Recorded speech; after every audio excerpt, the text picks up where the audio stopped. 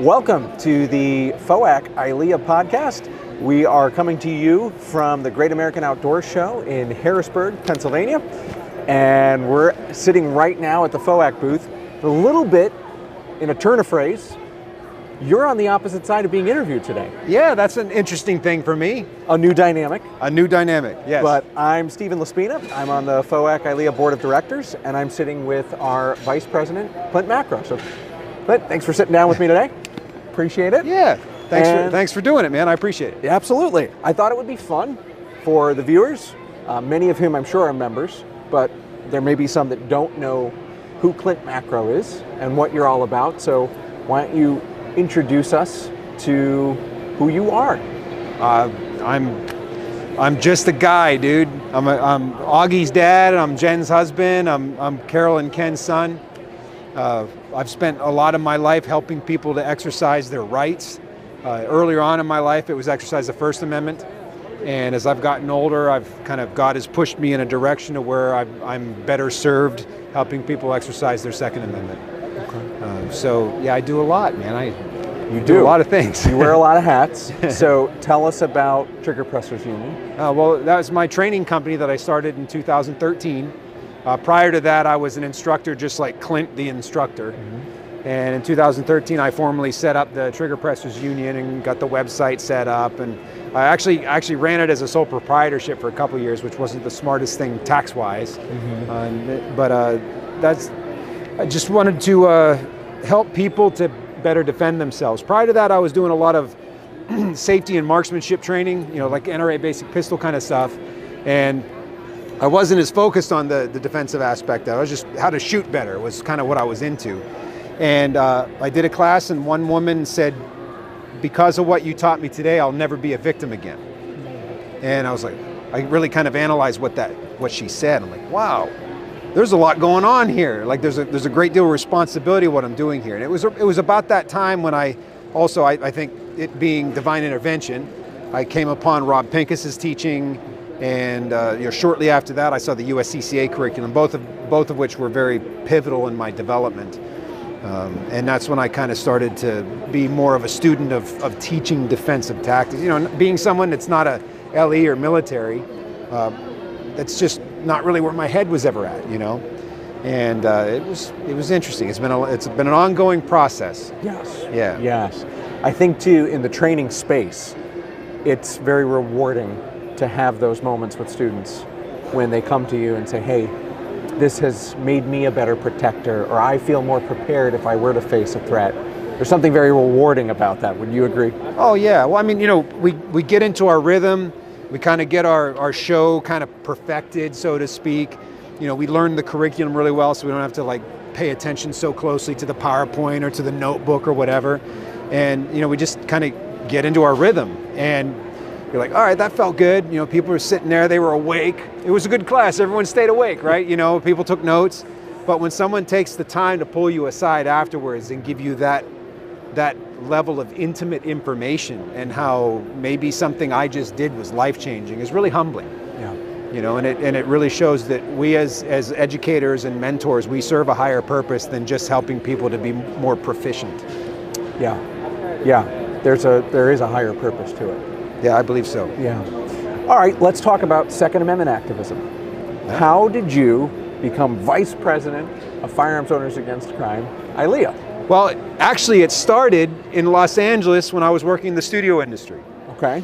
I was very, very vocal about the National Rifle Association. And really at the time, it was the only organization that was pro-gun organization that I was even aware of, to be quite honest. And when I was out, I had NRA signs at my studio. I know I lost work because of that. And I was kind of militant about it. I get in people's faces, like, why are you anti-gun? And California at the time was much more pro-gun than it is now, but it was still terribly anti-gun by comparison to Pennsylvania, where I had moved from. Now, how long ago are we talking, so folks understand? Well, I moved to California. I left Pennsylvania, moved to California in 97. Okay. And then I left in 2010 to move back to Pennsylvania. So almost 30 years ago. Yeah. And it was a different landscape. Sure. You could still go to Big Five Sporting Goods and buy, and I didn't, and I wish I would have. You could get like a an M1 carbine for $400. Wow. They had trash cans of M1 carbines for $400, and that's even expensive compared to some.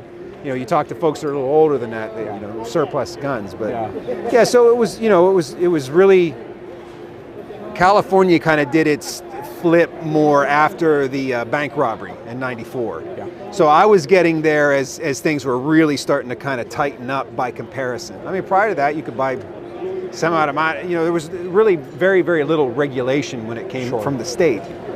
Of course, I came in, during the Clinton ban, so you couldn't get certain things, but that was nationwide. Yeah, I think we tend to forget that this is a state Ronald Reagan won. Yeah, California wasn't always the California that we think of today. Oh yeah, I mean it was. I mean, you go to California now, even there's L.A., there's Sacramento, there's San Francisco, San Diego that are very, very blue. Right. And again, not that, FOAC, we're not partisan, but really honestly, blue now kind of equates to anti-gun. It's pretty much the trend. Sure. But you get out of those areas, it's red everywhere else. Right. There's a lot of gun owners in California, a lot of people that want to exercise their rights, and a lot of people that just want to have them for various reasons. Sure. But here you were in a very admittedly anti-gun environment with your NRA signs in the studio. Definitely an anti-gun industry too. Sure. Suzanne Plachette came in to do voiceover for a show I was doing. If you don't know who she is, she was kind of like a big soap opera star back in the day. She came in, and I happened to have a shotgun leaning in the corner. We were doing Foley, which is like making sound effects for movies. Sure. So in the movie, the guy had a shotgun, so I just used a shotgun. Of course, it was cleared, but we were recording, like racking the slide and doing all kinds of stuff with it. And I had it leaning in the corner, and she came in and she did one of these. Is that a gun? And she refused to work with me, and she left. And so they had to do her voiceover at another studio. So yeah, I ran into some things like that. There were some other actors, some folks that you really wouldn't think would be pro-gun. And they actually were and carried guns, and I'd say to them, why don't you speak out about this? I'd never work in this town again. So a lot of, if you equate gun rights to conservatism, which is quite often the case, a lot of conservative people in Hollywood, at least at that time, and I think now, they're there, they just... Mum's the word. They just don't talk about it. They feel that they should just leave it alone and not get involved. And I was the opposite. I'm like, you have power, man. People listen to you. You should get involved. And so that's where I started. I came at it with that mindset. And of course, we ended up moving back to Pennsylvania. And one of the very first things I did when I came back to PA was there was a Tea Party rally at Bushy Run Battlefield outside of Greensburg. And I think we had been back to Pennsylvania for a very short time. We came back, we were living in my sister-in-law's basement, and my job was to find a house that had the space that I could put my recording studio in. Sure. Because that was my only source of income at the time. And I saw this Tea Party rally thing, and I was kind of into that, and so I went to it. And I was walking around, I had Augie in a little baby buggy pushing around. Matter of fact, there's a picture of him and I eating apples sitting there at that rally. But I came around the corner, and there was FOAC. And Kim Stolfer was there, and Ed Steffen was there. Ed Steffen has been a volunteer with the organization over the years. Most recently, he was vice president of Allegheny County Sportsman's League. But Ed was there, and Ed always would carry like a full auto machine gun on his chest to kind of poke the bear. And of course, Kim was there. And I came over, and I'm talking to him, and he was telling me what FOAC was all about. And I said, yeah, I'd like to get involved and help out. And he goes, when? He said, you just said you'd like to get involved and help out. When do you want to do it? And he like totally threw me on the spot. I'm like, what can I do now? He says, well, you can join. Why don't you join right now? Okay. And he says, how can you help out? And I said, I can teach, I can do this, I do. Okay. Like he held my feet to the fire. And so I really was really kind of respected that. Yeah. Now I'm sure he would I know Kim would do that with people all the time and never hear anything back, but I felt duty bound as a human being to call him up. And I think like a couple days later I called him up and I said, when are the meetings? Can I get involved? Anything I can do? Can I send emails? Whatever. And that's kind of how it started out. He had done several events with elected officials. Representative Pyle, who's passed, he would do a machine gun shoot every year, and so he'd call me up and say, hey, can you round up some folks to be RSOs? And sure, no problem, Kim, I'll be there. And he was doing the seminars. I had helped out with a couple of those early on, but just because of scheduling and stuff, I wasn't able to make all of them. And yeah, so I was doing that. Chip was the vice president, Chip Gallo. He was the vice president of Firearms Owners Against Crime, and he was also on the board with Allegheny County Sportsman's League. And I was a board member of Allegheny County Sportsman's League. There was an opening came up for board of directors at FOAC, and Chip said, I think you should like throw your name in the hat. And I said, well, you guys meet on Saturdays or Sundays, right, on the weekend. And at the time, like at that time I was teaching and doing sessions, so like that was I was working, right? And he says, yep. And I said, I will never, ever make a meeting. Like, it'll never happen. But I will help any way that I can. And I said, I would be honored to throw my hat in. But just so everyone is perfectly clear, I will never, ever make a meeting. He says, all right. So he threw my name in the hat. Kim gives me a call, and we talked a little bit. And so he appointed me. And so I was able to be appointed at that point in time.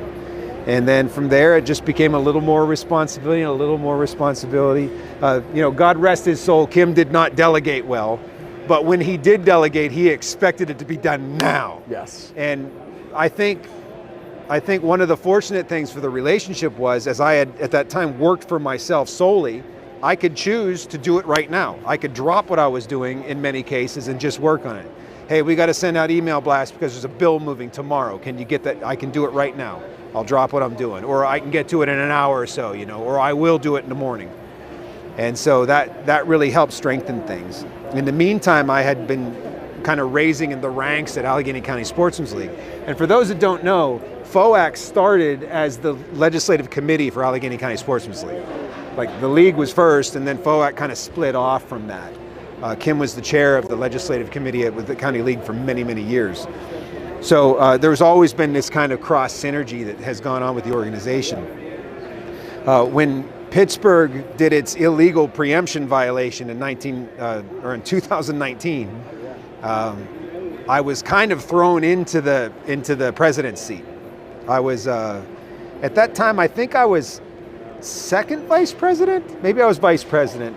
Anyhow, everything shuffled around. They're like, Klint's going to do it, and the reason was, at the time, as I understand it, the current president wasn't ready to just throw down the money and do the lawsuit. And I thought, we got the money in the bank, we need to do this. So he stepped down, people moved aside, whatever, and here's Klint throwing it. Maybe they did it because Klint doesn't know any better, and you know, give it to Mikey, he'll eat it, kind of thing, you know? He'll write the check. Yeah, there's a picture. I won't say it's a famous picture, but it's one of my favorite pictures.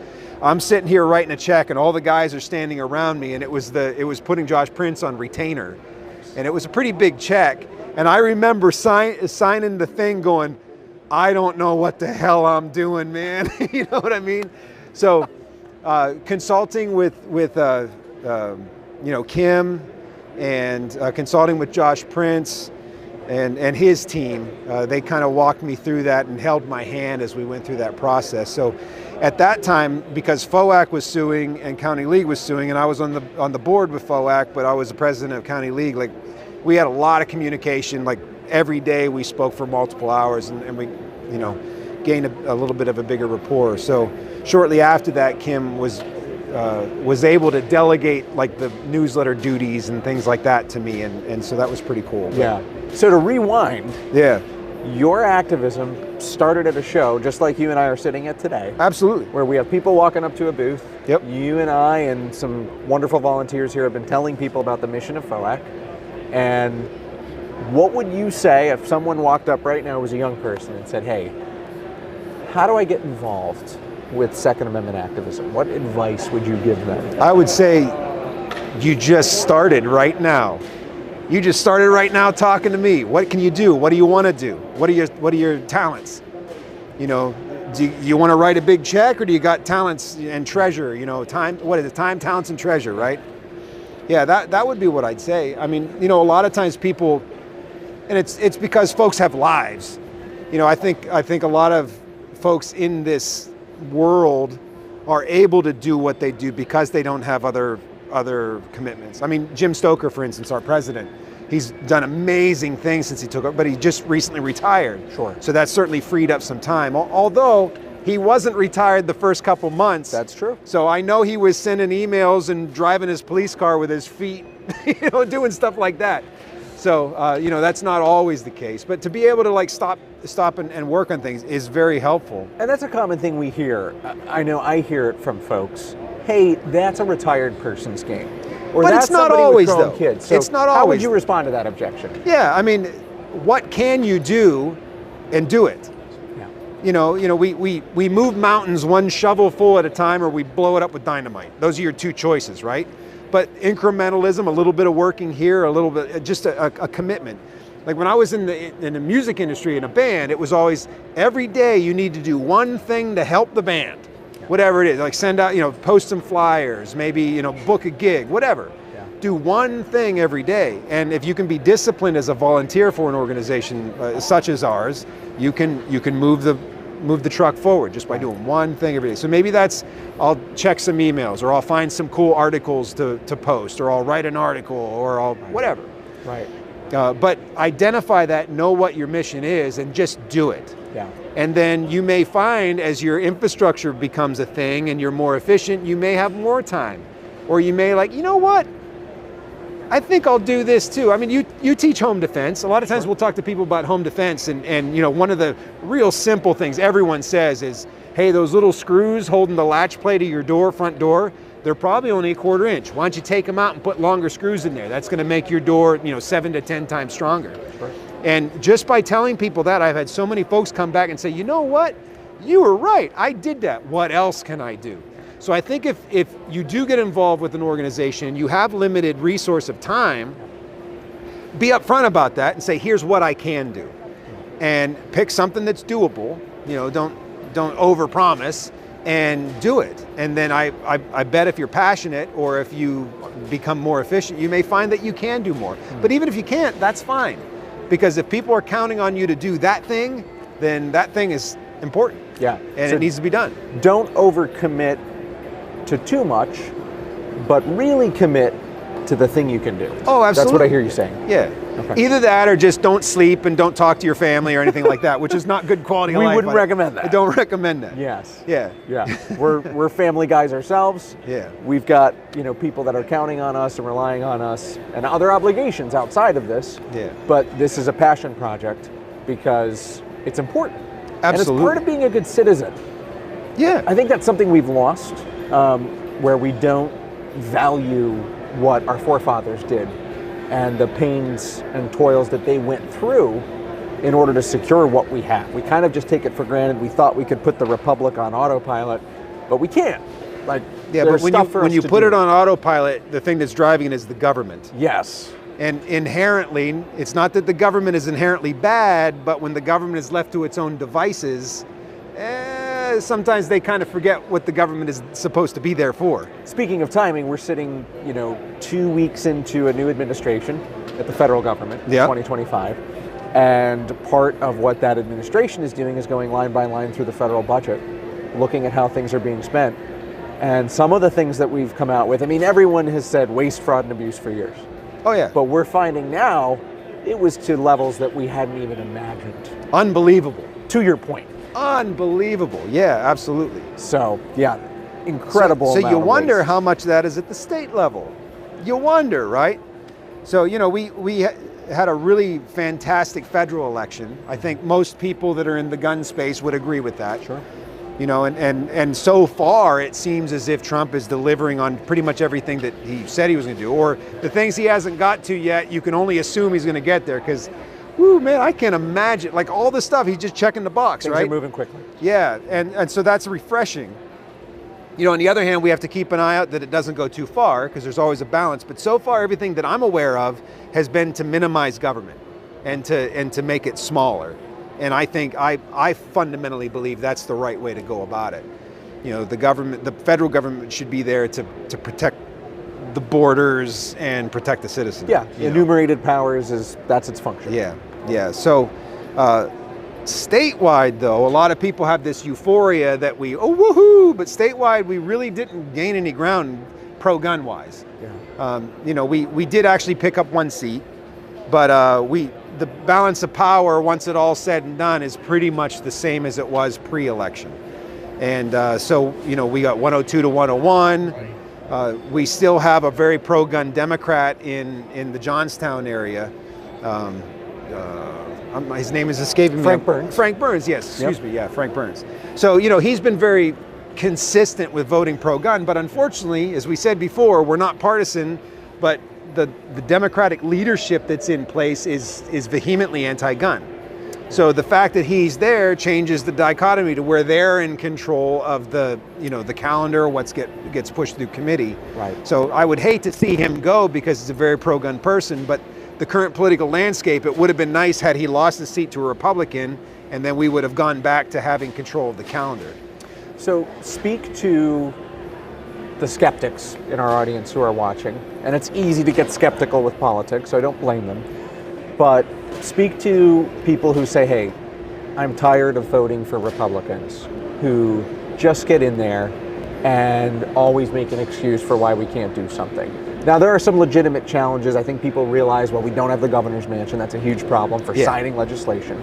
But there's a fatigue with people, I think, to some extent, at least that I've heard from, That's who've fair. said, how do we negotiate this? You know, because I might have a favorite Republican at the national level, whether it's a Trump or a DeSantis or somebody that I can get behind, a J.D. Vance, somebody who's refreshing and doing things. But man, there's so many Republicans all over that don't do what they say they should do. How should we think about that as citizens in an electorate? Well, you got to look at things long game. I say this after witnessing what Trump is doing right now federally, but generally speaking in politics and in government, nothing happens overnight. You know, it takes a long time. And as you said, right now our political landscape is the House, we could maybe defeat some anti-gun stuff. And there's, like last session, we defeated a couple, but there were some things that made it through the House. Now, granted, current landscape, is it going to go through the Senate? Probably not. Like, I don't ever want to say, yes, we're good. But, you know, the likelihood of something getting through Judiciary Committee or getting put on a floor vote in the Senate right now with current leadership is very, very, very slim. Yeah. However, if it did make it through, would our governor sign it? And I think largely based upon what he has said and has done as Attorney General, he would probably sign anti-gun legislation. So, you know, when we look at pushing pro-gun legislation right now, I talked to a few different legislators here today, even have some pro-gun things that they're pushing forth, and absolutely will support them. But is it worth kind of putting your neck on the line long game, knowing that it's not going to get signed by the governor? Or without knowing, hey, there's a way we can discuss this with the governor. The one thing about Shapiro is, and Kim always said this, is when it comes to fiscal things, he might be more approachable. You know, so like at one point in time, Kim thought that that maybe Shapiro would be more amicable to like getting rid of the PIC system, because he understands it runs concurrent with NICS. It really doesn't give us any value when it comes to stopping crime, and it costs the state money.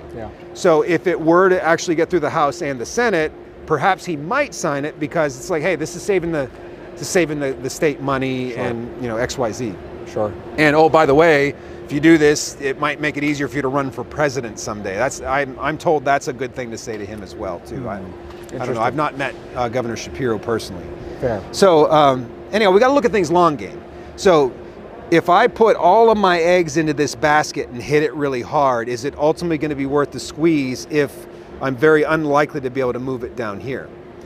You know, when we put through constitutional carry in 23, we had a pretty good idea that we weren't going to be able to overturn the veto. And we had a pretty good idea that Wolf was going to veto it. So it was not a big surprise that he did. Now, the reason for that then was to call some people on the carpet to make sure that they were voting the way they should. So the votes got forced, and it did actually make it through the House and Senate at that time. But we weren't really terribly surprised that he was going to veto it. Now, had we not had any clue about the math afterwards, that might have been folly to run that, right? You understand what I'm saying? Yeah, there's a strategy in running legislation at certain times. Yeah, and so you got to look at the long game. And it goes back to the court cases. You know, people want to hoorah, hoorah, and change things right now. Well, it takes time. Like folks right now are talking about national reciprocity. Of course, that's not something we're necessarily engaged in here because we're a state level organization, but absolutely, we would come out in favor of national reciprocity, and I would put it in the, we would advise people to contact their federal reps. A lot of people are saying, well, we shouldn't do it because here's what's going to happen in this state and that state, and they're going to ignore it. We saw this with Bruin. Sure. I'm like, no, we need to do it so that they can't ignore it, so that we can take them to court, and 10 years from now, it'll all be fixed. Yeah. But unless we push that now, when are we going to get that chance again? Yeah. Will Vance win in 28? Will we take the House and the Senate in 28? I don't know that. Right now, we have the best chance ever of getting national reciprocity pushed. The math is such that it's possible it could go through the House, possible. Yep. The Senate, probably it would pass, and Trump, without question, I think, so far he's showing he is a man of his word in this current administration, that he would sign it. Yeah. So I think we should push it, knowing fully well that, hey, we're going to have court cases out the wazoo. Right. On the federal level on that issue, the wind seems to be at our backs. Yeah, and so we got to look at that here in Pennsylvania too when we look at legislation that's coming up, whatever that might be. So, hey, is it worth sticking your neck out over this and causing a problem that may end up ultimately losing someone's seat that could turn the balance back over to the anti-gun establishment? Right. So last year in 24, some of the anti-gun bills that were pushed through the House, they were forcing the vote so that they could get Republicans in purple districts to kind of stand up on their backside about whether they're pro-gun or not. Right. And if they knew it wasn't going to pass the Senate, some of them decided to kind of abstain or not or vote against, knowing fully well that it's not going to make it through the Senate. That was a long game approach that a lot of people don't agree with. Sure. But we ended up not losing more seats in this last election. So there's a lot of inside baseball that goes with it, and whether or not that should be the case, that is politics. And frankly, everyone talks about the government. You get 4 people together, there is always going to be politics. 2 people together, there's going to be politics. Yeah. So I think the important thing is to look at things long game. And, that's not always pretty. Yeah. It's not always pretty. And sometimes you got to kind of swallow it. Like, I really want to punch this guy, but I'm not going to, because I know down the road he's going to help convince that guy to vote the way we need him to vote. Yeah. Yeah, I think that's helpful. And I think, too, part of this is we're suffering from our own apathy as a movement. If gun owners were loud when it came to contacting representatives and things, I think we've made significant improvements even in the last 10 years. Yeah, we definitely saw some differences in the last election. Absolutely. Mm-hmm. But we didn't get to where we are with all the infringements that we have in Pennsylvania and nationally overnight. It took a lot of years of just being quiet, right? And so politicians are people that are responding to constituents, right? And whoever's kind of the louder voice. Squeaky wheel gets the grease. Yeah, so those purple districts, right? If the voices are louder than ours that oppose our rights, who are they going to listen to? So I think it's a good reminder for gun owners to speak up, right? Yeah, and also you got to understand too, there are bad, evil legislators. I absolutely believe that. There are also bad, evil plumbers and bad, evil, pick a vocation, right? But most of the elected officials, they're there because they wanted to do something good somewhere, somehow.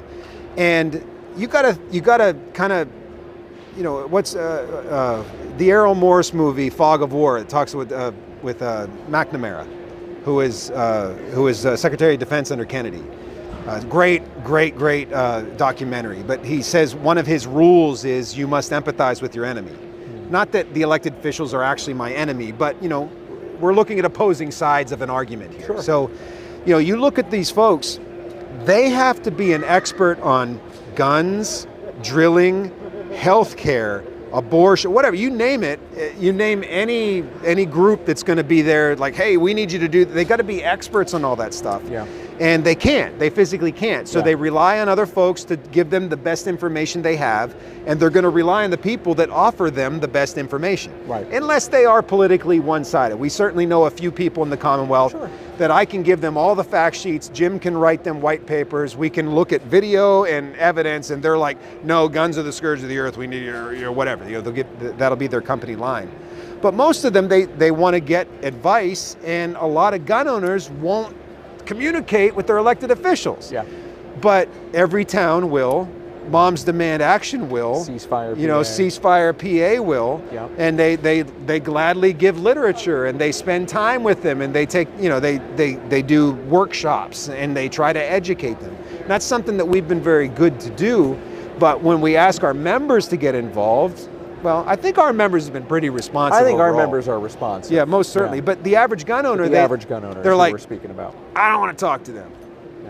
Yeah. And actually Senator Dush said something in a meeting, you were there, that was really kind of poignant. He says he thought that a lot of gun owners don't get involved because most gun owners are like, we want to be left alone just in general.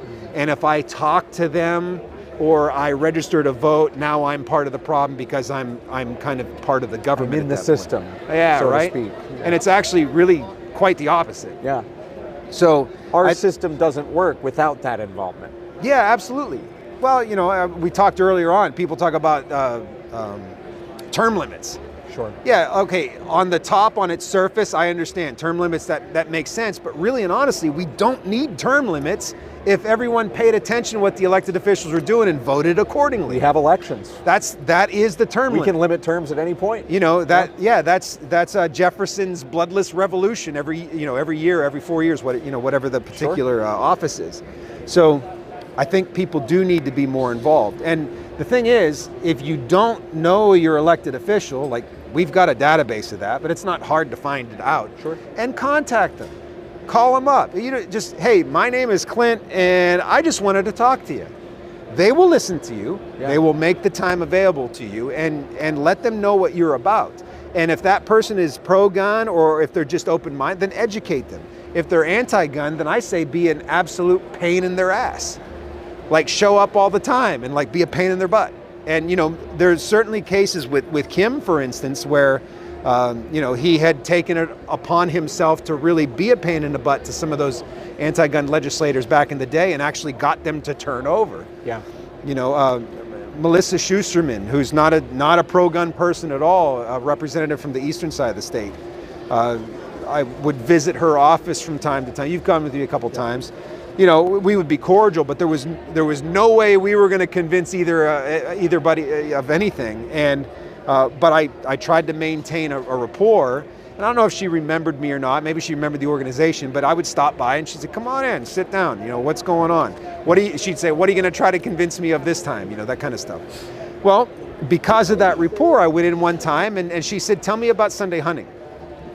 Which is something FOAC supported. It wasn't a huge thing that we were supporting, but we wrote a paper, yes, we support it. Of course, County League was all over that. We want Sunday hunting is the thing we wanted. So she kind of threw me off, like, what? Like she came to me with a question.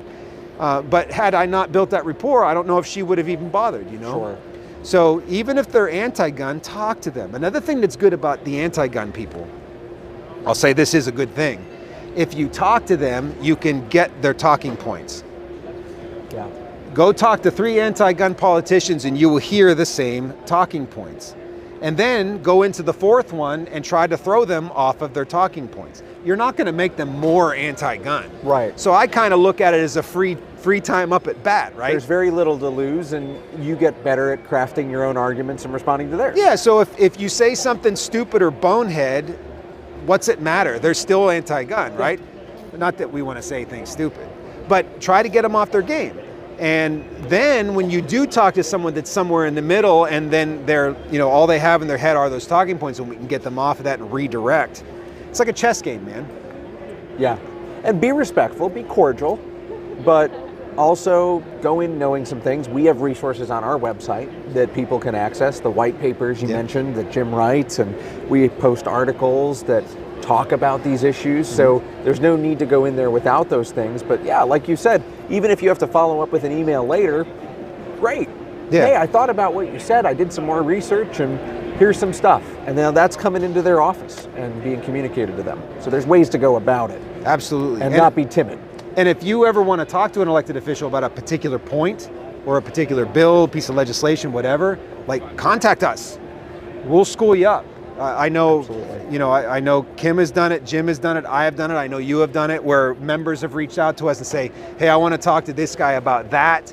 and we'll give you all the information you need. Absolutely. Gladly. Absolutely. We appreciate it when people will step up and do that, because if there are more of us standing up with a unified front, I think we have much better chance of overturning tyranny or potential tyranny that could happen from apathy or from just complete government overreach. Yeah. Last political question. 5 years, Klint Macro's crystal ball is out. Where do you see the state of Second Amendment politics in Pennsylvania? Wow, 5 years? 5 years. Well, that's hard to say. I think 5 years from now, it's going to be interesting. It depends who the Republicans run against Shapiro. Okay. Shapiro will run again unless he gets an appointment. Sure. I think if he were offered an appointment, I think he would probably take it because that would get him closer to the White House. And again, I don't know Josh Shapiro, so I'm not speaking like negatively. I'm trying to be respectful, but from what I understand of him and what I've seen just reading between the lines and folks that I do know that know him, his aspiration is to be president someday. I believe that to be the case. So I can see if there was an opportunity for him to get into that kind of world to where that could be a little closer for him. I mean, we saw this actually. Frankly, if Kamala would have picked him as his running mate, I think that election, I would still like to say she still would have lost, but it would have been a very different situation. Yeah, you know, would Pennsylvania had gone if Shapiro was the vice presidential candidate? Because you know he's popular. I think that's fair to say. So that's a thing. So, but if you want me to purely speculate, sure. There'll be peace on earth. Everyone will hold hands, sing kumbaya. Goodwill toward men. Good, and rabbits and ducks under rainbows will shoot at the rifle range, and ammo will be free. That's. I want to live in your world, Klint Macro. That sounds like a good place to be. I thought it would be fun to close things out with a lightning round. A lightning round. A lightning round. Oh, wow. So this is pretty good. Gotten some questions here for you, and I want you to just. First thing that comes to your mind. Oh my. Right? This could be dangerous. This isn't dangerous at all.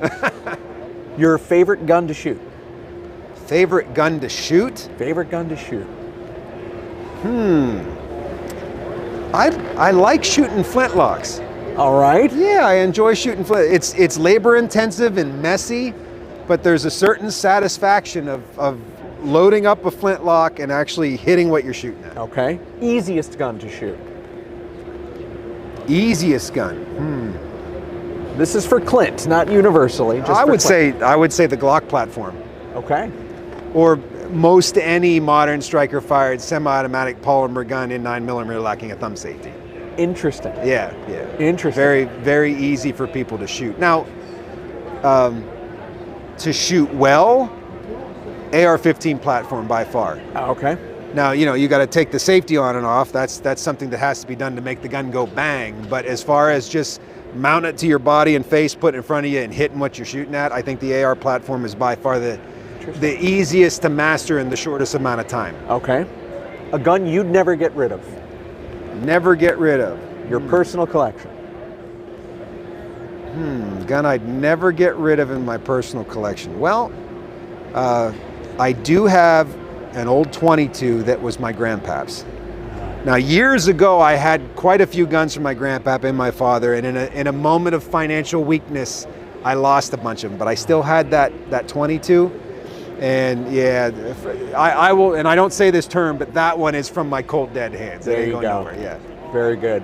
How about worst gun or least favorite you've ever shot? Oh, Para Ordnance Warthog, without question. It was a neat concept. Now, it was at a time when I thought like the 1911 platform was the way to go. It's a subcompact, well, maybe not quite subcompact, but it's a compact 1911, but it had a double stack magazine, Para Ordnance. They were known for their double stack 1911s. That thing was a single shot pistol. I sent it back to the factory and I'm clamping on it. I'd have other people shoot it, pow, and it would still pow. And I was like, and when I sent it to the factory, they're like, well, you're limp wristing it. Like, no, I'm not. Like, yeah, you know, I maybe had at one time, like in a string of fire, but no, I'm telling you, there's something wrong with this. Amazing. And so, as soon as they sent it back, pop, pop, 2 single shots out of it. I packed it up with a bunch of magazines and I went to a local store and I said, I want to trade this for whatever you want to trade me. And I got rid of it. Wow. Yeah. All right, last one. I think this is going to be a good one. Best class, firearms class you've ever taken? Oh, best class I ever taken. Well, I gotta say, as far as, I'm gonna say this is a tie. I'm gonna take an easy way out of this. I'm gonna say it's a tie. Well, I'll allow it. The first class I took with Rob Pincus, intuitive defensive shooting. Now, Rob was kind of curmudgeonly and kind of crusty at that class, but I left there going, wow, I am capable of so much, and I love this methodology, and it makes so much sense to me. And I say that ties with Masad Ayoub's Deadly Force instructor class that I took. That one, just because he is such a wealth of knowledge, and my ability to articulate legal concepts and the law after taking his class was leaps and bounds. It was so eye-opening, and I saw the folly in the way I was articulating a lot of different things legally. And not just legally, but just, defensive in nature. I was, in my seminar today, I talked about, can you articulate? And I stole that from Masad. CYA, what's CYA stand for? Everyone says cover your ass. It's no, can you articulate? Yeah. Because ultimately that's what it comes down to. Whether it's right, wrong, or otherwise, we have to articulate it, and people have to agree with what we articulate is reasonable. If not, we may check the box, do everything right, but if we can't articulate it in a way that sounds reasonable, we're very likely going to be charged and convicted of a crime at that point, especially if there's politics behind the prosecutor and all that stuff, which is quite often the case in many jurisdictions. So I would say Pincus's first class that I did with him, and I want to say that was back in 2000, maybe 12 I hosted him, 11 or 12 I think. I know I hosted him before I formally set up Trigger Pressers Union. I'm pretty sure. I could be mistaken about that, but it was close to that time. So it stood the test of time. We're going back 13 years. And I tell you what, I've done, I want to say 17, I was his student 17 times, I think. Plus I've worked with some of his other masters. Of course, I became kind of a master instructor in one of his methodologies as well. So I drank that Kool-Aid a long time ago. Sure. It was life-changing. Yeah. Yeah, absolutely. Yeah. Well, very cool. Well, this has been fun. A little bit of getting to know Klint Macro and what makes you tick and everything you do here at FOAC. We've touched on politics, we've touched on guns, and all the things we're passionate about. And it's been a distinct honor and privilege. So thanks for sitting down. Thank you, man. All right. This was a great time. Stay tuned for more content from the FOAC ILLEA podcast.